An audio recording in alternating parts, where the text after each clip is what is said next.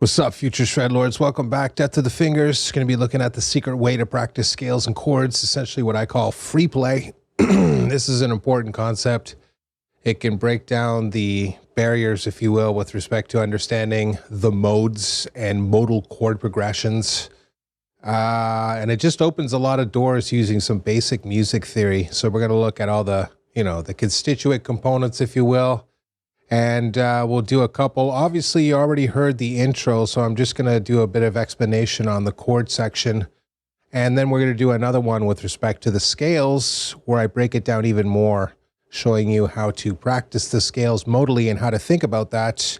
So this is a good time and a very, very useful lesson. I didn't learn this for decades, so don't make my mistake. Get on it now, and you'll be like, oh, man, woo, is this ever useful? Right, let's get into it.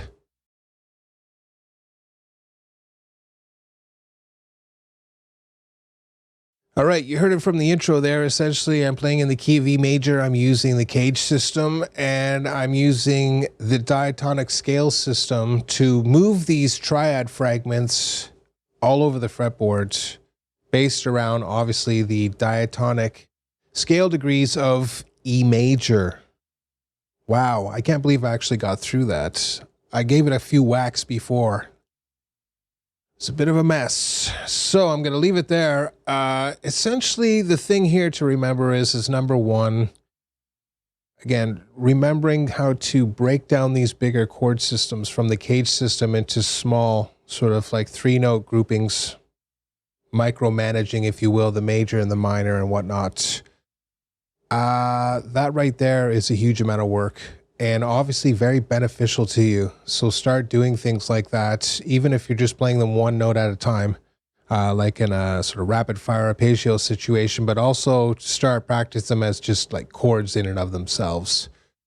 But that right there is the secret sauce. And of course, with respect to, the high E and B strings, since when you play the E major chord in the open position, those two strings happen to be open, you can figure out the theory for yourself. When I start moving to the second, third, fourth, fifth, and sixth degree or whatever, in seventh, I get this sort of really cool effect, and I can do it both when I start the chords from the root on the A and when I do it from the root on the D string. And that is every inversion too. It's not just the standard one that you would normally see. So, that's a lot of chords thrown in there for each one of those strings. And that's just it. You have to be good at all the cage system stuff, the C-type chords, the A-type chords, the G-type chords, the E-type chords, all of that. Just easily move through them and break down those big 6-string chords into just smaller sized ones. So when you're thinking of that chord, you're like, that's the E-type chord, but now based on this set of strings, right? So, and then of course you're into the free type play where you're starting to chain them together diatonically. Now listen, you're going to do some where you just move the sequence up in a linear fashion, and there's going to be other times where you do a leap, where you sort of use an interval. So that's an art in and of itself. And last but not least, of course, is again layering in these little scale fragments from the diatonic scale system. Again, E major, but you could use other ones too, obviously sympathetic to it. But for now, E major, to do stuff with voice leading to smooth out the chord sequence to get more mileage out of each one of these positions, as you see me do in the intro. So you have to put all of those skills into play at the same time. And when you start practicing like that, you get massive gains. Right? You're thinking about the key. You're thinking about the positions. You're playing different sort of chords in relation to it. You might start moving those chords up to the next set of strings and stuff like that to get the next inversion. And then if it doesn't work that great, you might be like, well, where's the inversion relative to that? And then you can move to that one and then move to the next one. You see what I'm saying? Every one of those little steps gives you the knowledge, gives you the wisdom necessary to elevate yourself to the next level. No one can give you that knowledge. You have to learn it for yourself. And it starts off with the simple stuff, but free play forces you to play musically. So chaining the chords together just in like, straight up linear fashion, it's okay and stuff. It'll sound pretty cool, but insta boring after like 2 minutes, right? So you have to start to move those chord systems around using caged, which is the obvious one. And then later on, you can get into fancier ones if you want to. But there it is. Don't just practice to music with groove and working on timing. Don't just concentrate on getting different types of chord grips under your fingers. You like the more complex ones. Also concentrate on just using chords as a vehicle to sit there and improvise with no music, nothing at all, just you and your amp and some effects or whatever it is. You don't really need that much. It works great on an acoustic guitar too. And really sit there and start to dive into just hearing these chords over top of each other to start with and whatnot. But then, of course, just starting to chain them together. Start off with the linear stuff, but then be like, I'm going to go from 1 to 3, but then I'm going to, to go from 2 to 5, right? Because it's a 2, 5, 1 kind of thing. And then be like, instead of 5, I'm going to jump up to 6 and then do the 1 or whatever it is, right? That's how you got to think about your practice session when it comes to chords. Is there has to be some thought process is saying, go here next. And then you look at where you are and you're like, what is the option available to me in the split second, and just basically move to there based around your knowledge of caged, based on your knowledge of the diatonic scale system. So obviously you can see it's ramping up. It's all going to happen at one moment. Takes a while. I'm still choking all the time. But the point being is that's the process. You start off with just getting the chords down in the proper sequence. Then you start with effectively chaining them together. Then you get the leap in there. Then you start adding in the scale fragments. Eventually you end up with what we did in the intro, and you just keep practicing like that forever and ever and ever. Done. Let's get into the scales.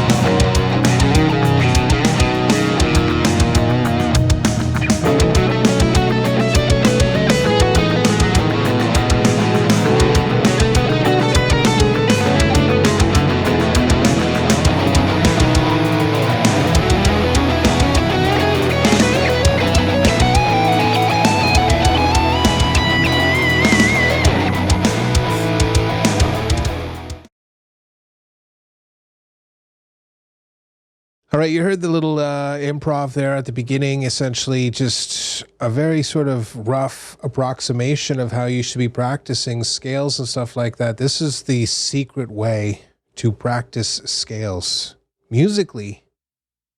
So in the following examples are, number one, you'll hear me just sort of laying out the idea of system fluency, meaning I move between 3 notes per string and the pentatonic scale, and I throw in some chromaticism and whatnot, and maybe an arpeggio here or there, all into the same practice mix.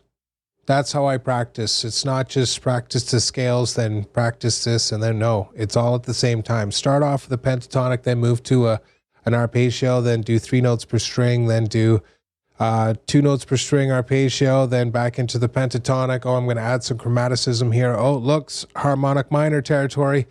And there it is. You're going to start to think like that rather than just be like, oh, I'm going to play the pentatonic scale everywhere. That's just one element of many that you're going to use whenever it is that you feel like it or is most appropriate. So that's got to be step number one. The other one is that you see me start to factor in some of the ideas of using the modes. So the thing is I was thinking about it. How do you develop those skills? And of course, the answer was in the exact same way that you get with the chord exercise, by using the open E and isolating that, being you can't use it for any other note except for the open E there.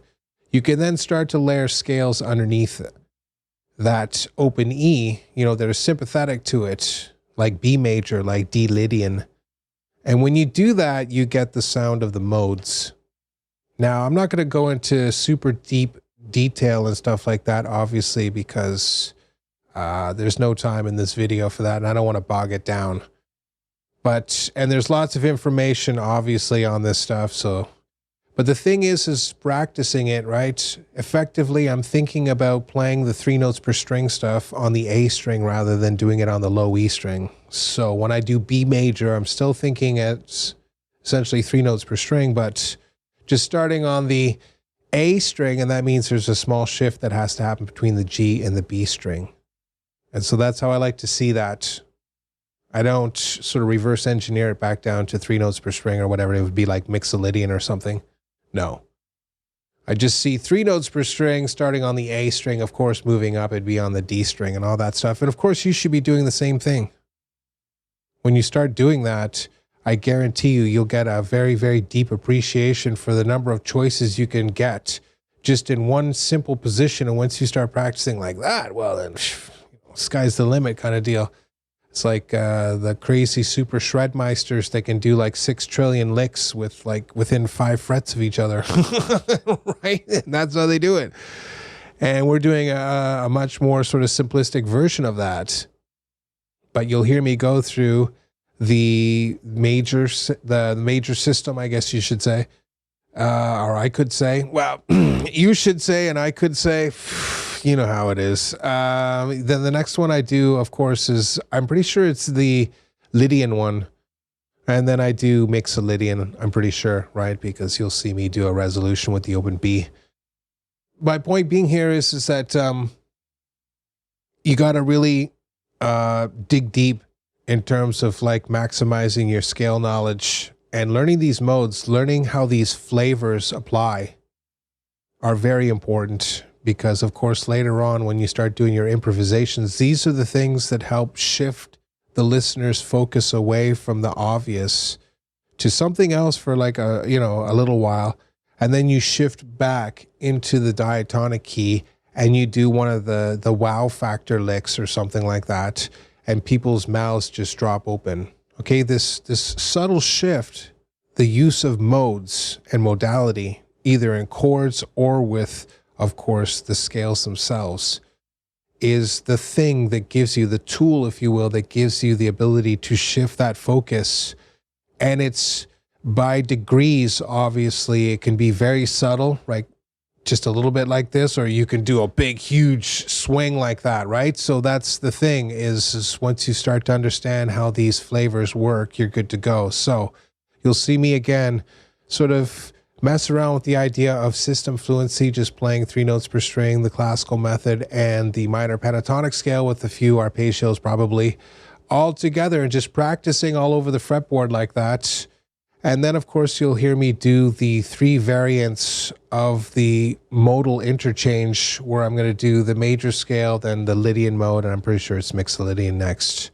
But, of course, listen to the difference in sound when you are practicing like this. Concentrate on staying in the system that you chose. So if you're going to start in Lydian, stay in Lydian. Don't succumb to the temptation to flip back over to the major until later. Then, as a practice session unto itself, do the flip-flop, where you start in Lydian and you resolve it to Ionian. Okay? But it's at the beginning part, just Lydian all the time, so you can be like, this is Lydian. It's like, that's ketchup. That's red. That's Lydian. There it is. That's the video. I'm going to end it right there. I appreciate every single one of you guys. Enjoy the examples. Practice hard. Develop your mind. And we'll see you in the next one.